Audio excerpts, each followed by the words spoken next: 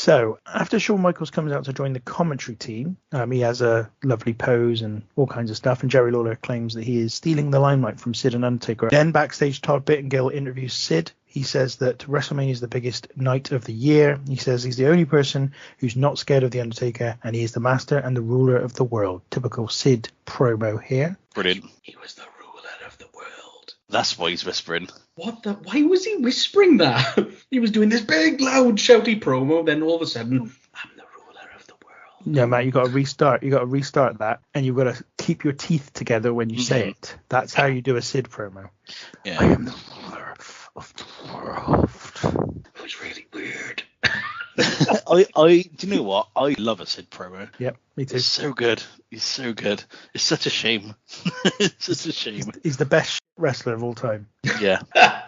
Before the match begins, although they do play the bell again later on, but definitely after the bell, Bret Hart comes to the ring and grabs a microphone. He says that Shawn Michaels is, what is it? I can't remember what he calls him something in terms of him being a faker. Pussyfoot injury. Yeah, pussyfoot injury, that's right, yeah. Big phony faker, that was it. Big phony faker, that's it. Zing.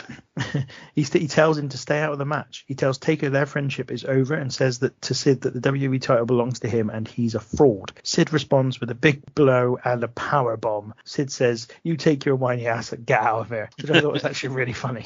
It was good. And what I find about it as well is that even though he's probably comparable in height to Diesel, isn't he? Sid's powerbomb, despite being delivered from a great height, looks quite safe, I find, whereas Diesel's always looked really horrible. And especially, I think it's at Rumble 95 and Brett takes it. And I remember being scared for Brett's safety. But I wasn't at this point with Sid. Since when are Brett and Undertaker friends? No? They were both baby faces, weren't they?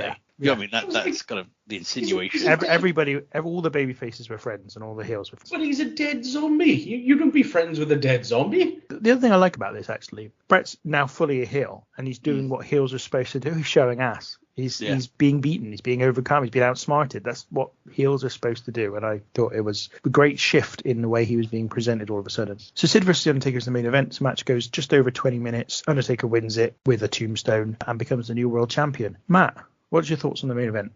This was a bit of a flat way to end the show, unfortunately. Taker versus Diesel, this definitely wasn't. That was great. This was not. It was quite hard to watch, I gotta be honest. It was just very slow, very plodding, and just it never really got going. And to be honest, I felt it was mostly quite slow and plodding when Sid was on offense, which, to be honest, he was on that for the majority of the match, so it just made it quite a tough watch. I suppose the best, coolest thing in there was Sid getting the tombstone, which I'm not sure how many people would have got the tombstone on The Undertaker at the time. Perhaps this was the first, I don't know, but that was probably quite a visual then, and still is. So that was cool. This was a really, really hard match. It's just very slow, and it felt a bit flat, which is a shame. Undertaker winning and get the title, I think, did wake the crowd up a little bit. They obviously seemed quite pumped for that, but yeah, you never want to end a match on a sour note, and I do kind of feel this did a little bit. Yeah, I didn't really enjoy this match, to be honest. I thought it was far too long for a Sid match. The Undertaker is, like you said, Matt, is taking a lot of the offense from Sid and selling it, and it's quite slow, as Undertaker matches were at this time. When Undertaker speeds up, it's great. I will always be in awe of his diving clothesline, for example. Like, the height he gets on it is amazing for someone so enormous. The way he hits the ropes, etc., is great. But I just find it quite dull. Sid hits an amazing leg drop, like a really high leg drop on the Undertaker, which looks great. But there's a lot of rest holds. Sid comes off the second rope quite a few times, which is a bit weird. But yeah, I didn't think much of this. I didn't really enjoy it. If it wasn't for the Bret Hart interference at the end, I probably would have completely written this off. And the other thing that I find really strange, and I can't remember if he took a bump or not, but there was a really slow 3 count from Earl Hebner at the end, which was ridiculous, I found. And then the match kind of again, like we discussed about WrestleMania 11, like the Undertaker gets the belt, he does his knee post, and then it just cuts off, and that's the end of it. Like you said, Matt, a bit of a wet fire to end the pay-per-view with. Although a wet fire has at least got an element of danger to it. Yeah, I'd probably have to agree with you. Your assessment of the match, it wasn't good. It was slow. There were about 21 minutes here, and I think about 13 of them Undertaker's in some kind of hold, whether it be a bear hug, a reverse chin lock, or something else that's not particularly exciting. There are moments where the Undertaker does try to speed it up, but it doesn't really make up for the rest of what was ultimately a not particularly exciting match.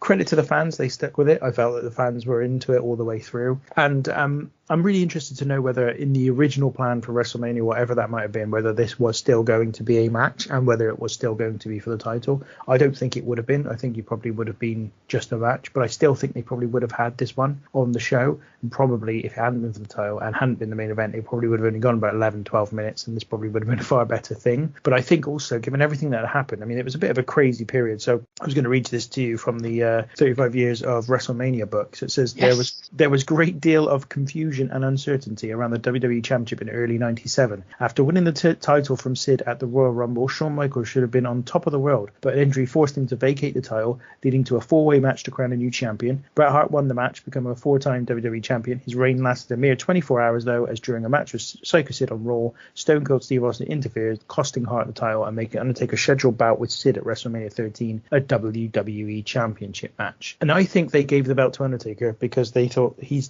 probably the guy that we can rely on, because Bret's showing signs of really not being very happy with things in general. Michaels is a complete troublemaker. Sid's always been a bit mental. Vader didn't really work last year, and Austin's not ready. And so it was basically, he's the guy we've got left to be our lead babyface during the rest of this year, even though really the belt wasn't really made for him and he wasn't really supposed to ever be champion. That was never really his role. Never really worked, has it? Well, it wasn't about never working. It just wasn't meant to be the role he filled. He was the attraction, didn't need the title. That was never the thing. And it also didn't really fit the zombie character, from what, as I was saying earlier on. You can't really have a zombie chase the WWE title. That just seems silly. So it was just because I think they felt there's our safe pair of hands. There's the guy that we can rely on, count on to just stay, to not cause any problems, and ultimately to do the job when time is called for. That's exactly what he did. In a role that would have been filled by Bret in the past as well. Yes, I think that's probably true. Yeah, I think they would have fallen back on Bret in the past. And here I think the decision is we're going with The Undertaker because he's the guy we can count on now. And I think given that this is the main event and was the advertised main event by the time the show came around, you can kind of understand why it's the lowest pay-per-view buy rate of WrestleMania in history, because